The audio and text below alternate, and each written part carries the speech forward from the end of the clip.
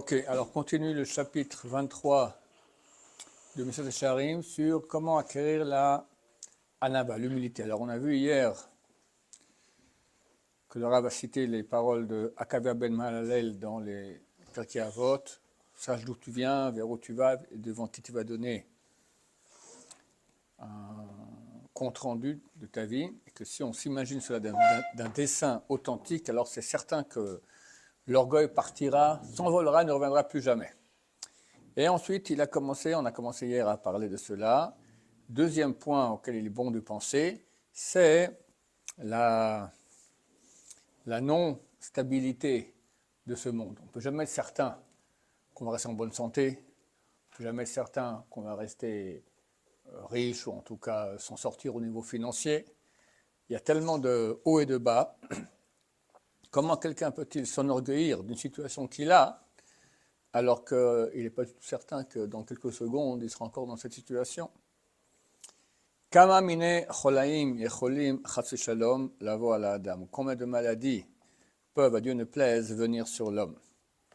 Sheitztarech bemofiv, il devra, par sa propre bouche, les tranen, supplier les mishiazor auto, demander à quelqu'un de l'aide, vesayahu, il va l'appuyer, le soutenir, via kello ben mixat, et va alléger un peu de sa souffrance. Kamasarot, combien de malheurs, chas shalom, à Dieu ne plaise, et cholim lavo alav, peut venir sur l'homme.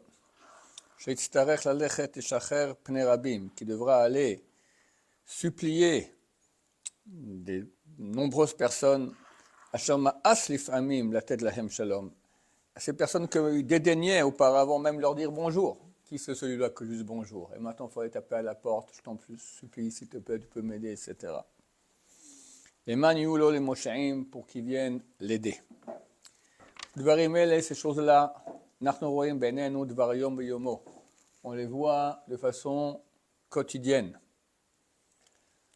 Kedai hem lasir milev adam gavato. Ce sont des choses suffisantes pour enlever de l'homme, du cœur de l'homme, son orgueil, ou l'albisho anava veshiflut, et l'habiller d'humilité et de bassesse. Voilà, il faut y penser à ça. Ukshilbonen od haadam. Et troisième point, lorsque l'homme va penser à son obligation par rapport à Dieu, béni soit-il. Et combien elle est abandonnée par lui. À quel point il la néglige. C'est clair qu'il aura honte et il ne va pas s'enorgueillir. Bon, il faut arriver encore au niveau, avoir honte de soi-même au niveau de son service de Dieu.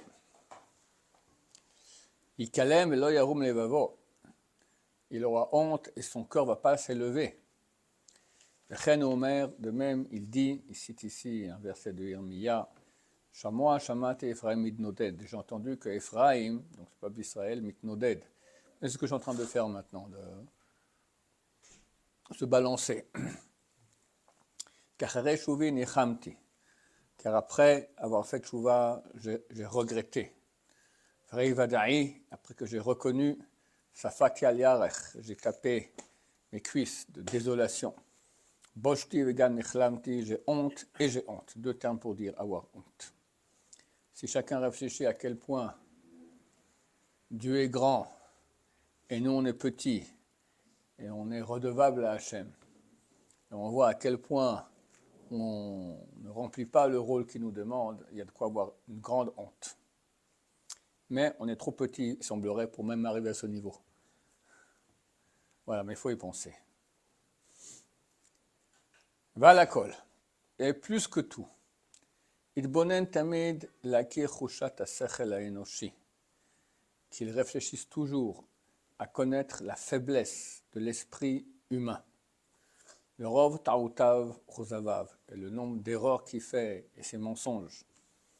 Mensonge, ça veut dire qu'il se trompe. Shoter karov lo tamid hataut me'adiya ametit, qui est toujours beaucoup plus proche de l'erreur plutôt que de la connaissance authentique. À laquelle ira tamid, Masakana Azot. C'est pour ça qu'il devra toujours avoir peur de ce danger. Peut-être tu es en train de te fourvoyer, tu crois que tu fais bien, tu fais tout faux. Il devra demander à apprendre de tout être humain. Toujours écouter des conseils, de peur qu'il va trébucher. C'est ce qu'on dit nos sages de mémoire bénie. C'est qui le sage? Halomed Mikol Adam, celui qui apprend de tout homme. Il y a toujours de quoi apprendre des gens.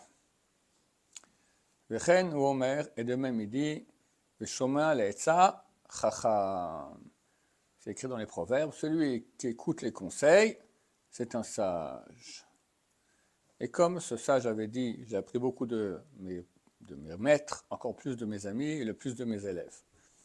Les élèves qui on pourrait croire qu'ils ont moins de connaissances, c'est avec eux qu'on apprend le plus, Bezrat Hashem. Donc savoir être humble et apprendre de toute personne. Baruch Adonai, Leolam, Amen, Amen.